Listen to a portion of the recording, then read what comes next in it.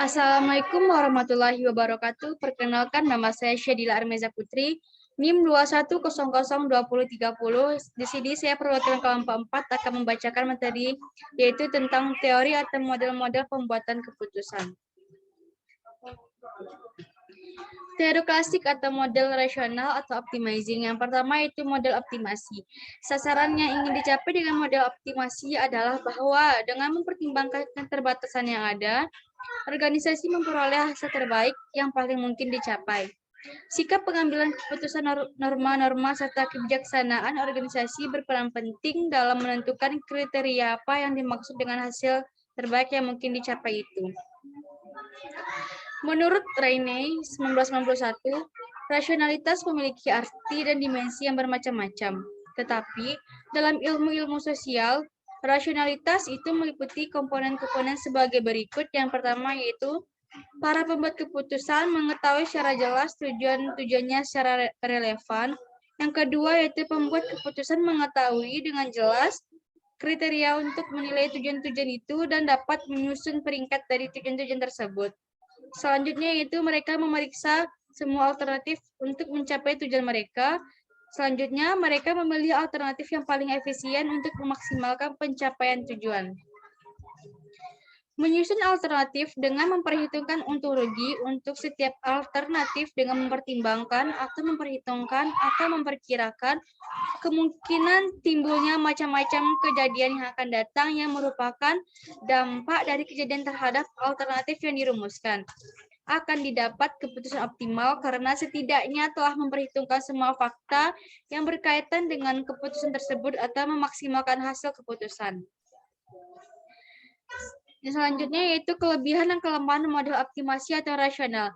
Kelebihan dari teknik pengambilan keputusan model optimasi antara lain yang pertama dapat memfokuskan diri pada pengumpulan data dan kriteria yang telah ditetapkan. Yang kedua dapat mengurangi subjektivitas yaitu mengambil keputusan berdasarkan opini seseorang. Yang ketiga yaitu efisien karena berdasarkan pemilihan alternatif yang terbaik. Kekurangan dari teknik pengambilan model optimasi antara lain yang pertama yaitu diasumsikan atau dianggap bahwa ada pengetahuan yang telah dihasilkan.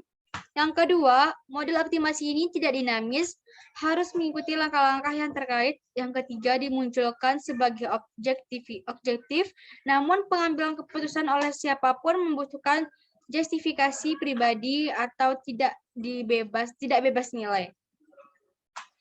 Selanjutnya yang kedua yaitu teori atau model satisficing. Model satisficing berarti pengambilan keputusan memilih alternatif yang solusi pertama yang memenuhi kriteria keputusan minimal. Dengan tidak berusaha untuk mengejar seluruh alternatif untuk mengidentifikasi solusi tunggal untuk memaksimalkan pengambilan ekonomi, manajer akan memilih solusi pertama yang muncul untuk memecahkan masalah, bahkan jika solusi yang lebih baik diperkirakan akan ada kemudian. Model satisficing, para pengambil keputusan merasa cukup bangga dan puas apabila keputusan yang diambilnya membuahkan hasil yang memadai, asalkan persyaratan minimal tetap terpenuhi.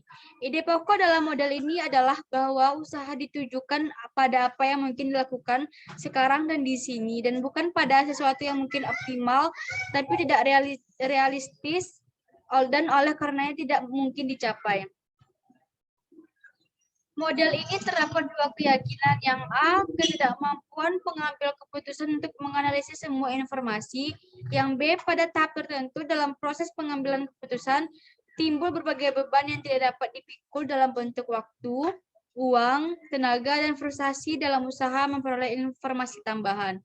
Model satisficing ini logis dan rasional dalam batas yang sempit dikarenakan informasi tidak sempurna, kendala waktu, biaya, dan keterbatasan pemahaman.